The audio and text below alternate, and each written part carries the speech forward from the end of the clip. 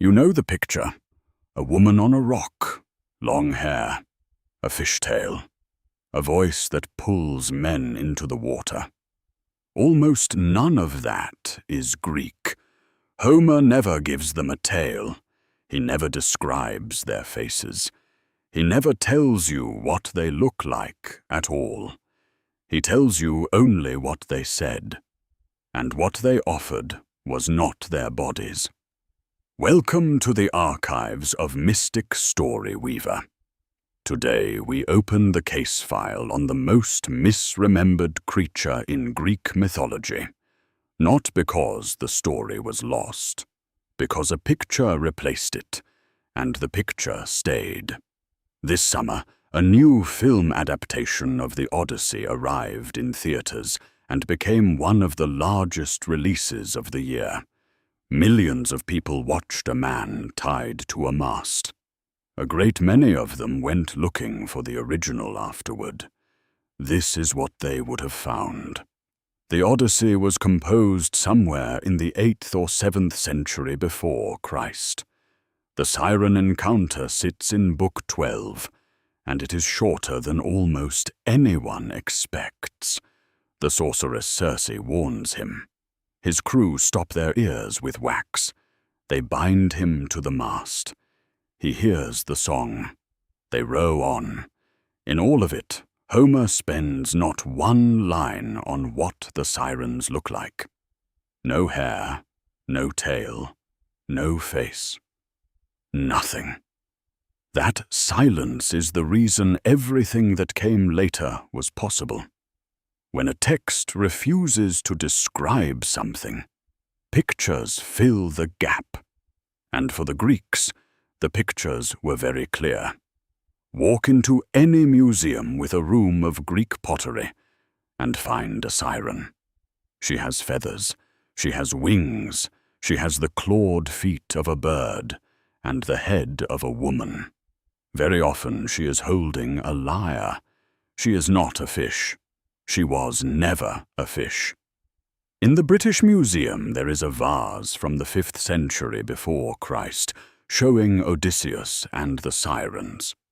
It is the earliest known depiction of that scene anywhere. The creatures on it have wings. This was not a minor tradition or a regional variation. For roughly 1,000 years, across vase painting, sculpture, and mosaic, the siren of the Greek and Roman world was a bird with a woman's head.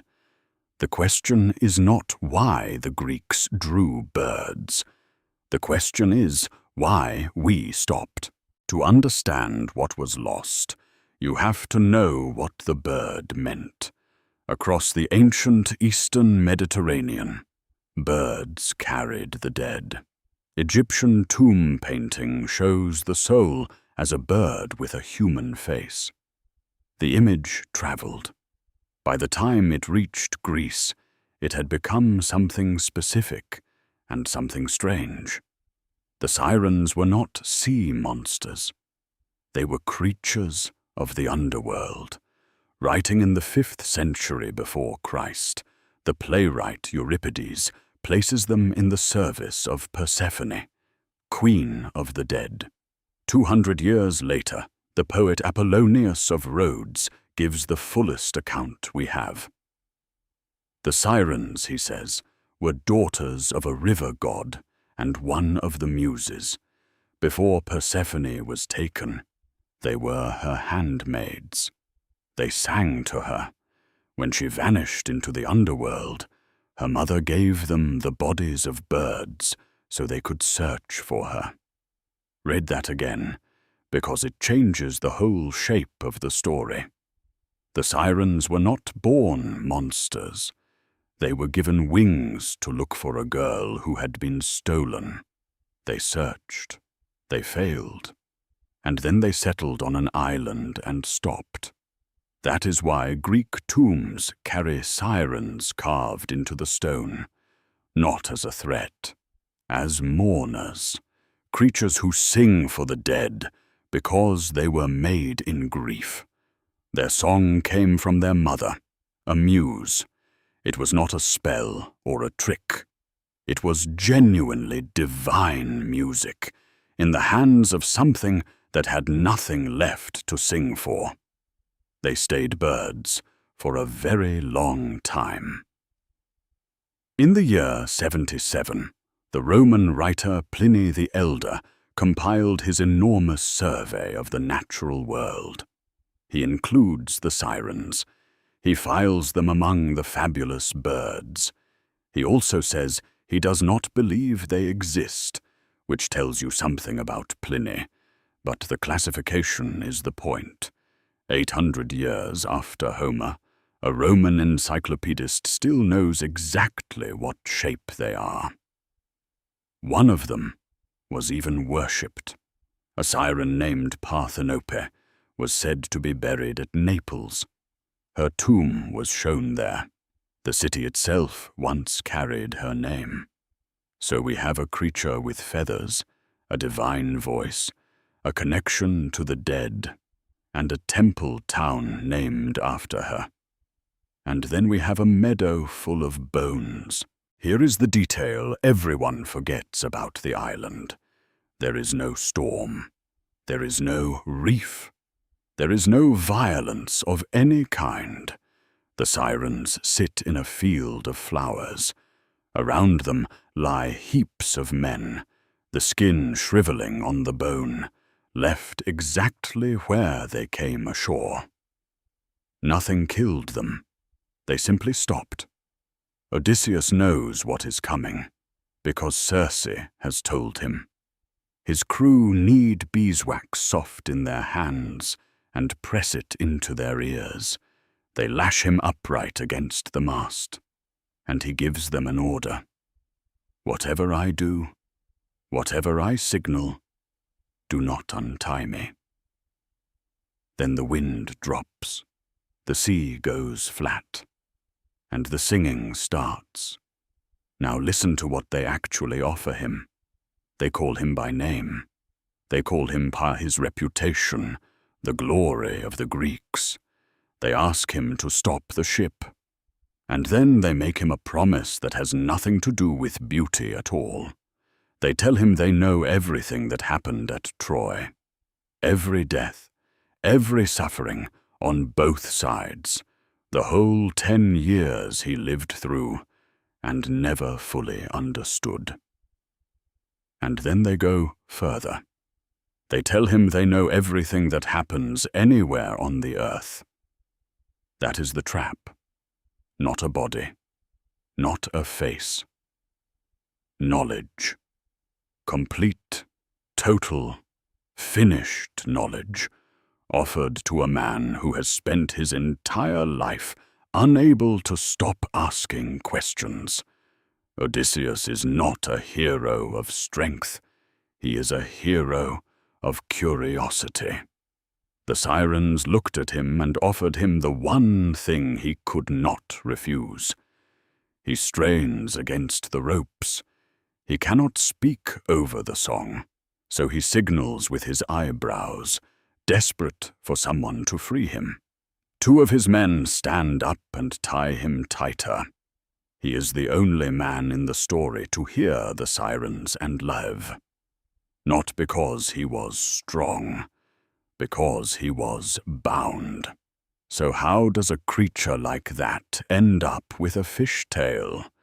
The answer is not a lie, and it is not a conspiracy. It is worse than that. It is a copying error, and nobody caught it for 500 years. The earliest text that gives sirens a fishtail is an anonymous Latin catalogue of monsters, written somewhere between the 7th and the middle of the 8th century.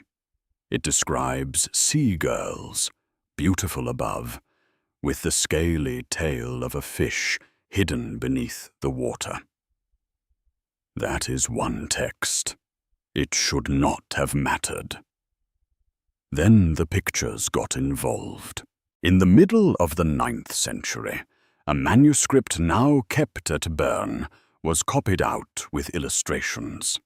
Its text describes the siren as a bird.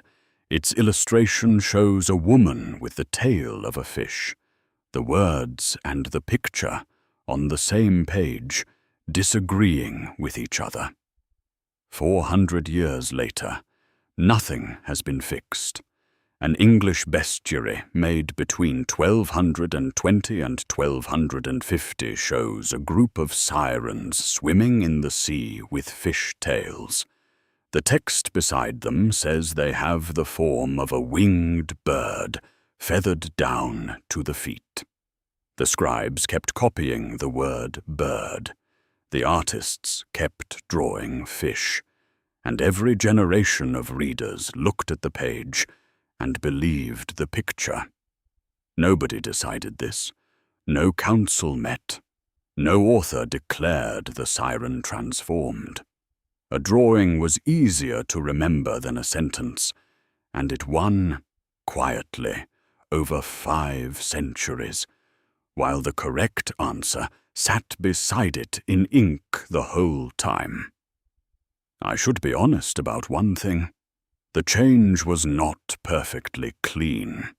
A handful of much older objects, including a bowl found at Athens, already show something fish-tailed. The aquatic form existed as a minority image long before the bestiaries. What the bestiaries did was make it the default.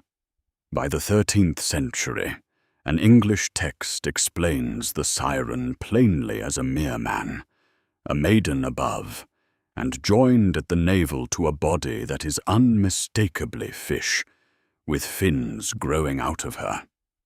The bird is gone, and something else goes with it.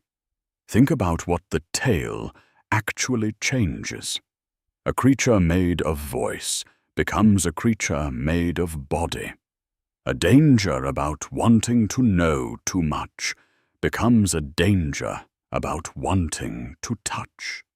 The sirens stop being a warning about curiosity and start being a warning about women. That is the version that reaches the painters. That is the version that reaches the films. That is the version in your head right now. And it is roughly 2,000 years younger than the story it replaced. So here is what the archive actually holds. Not a seductress, a mourner with feathers, given wings to search for a stolen girl, sitting in a field of flowers with the dead piled around her, singing to a passing sailor about everything that had ever happened. The sirens never asked Odysseus to look at them. They asked him to listen.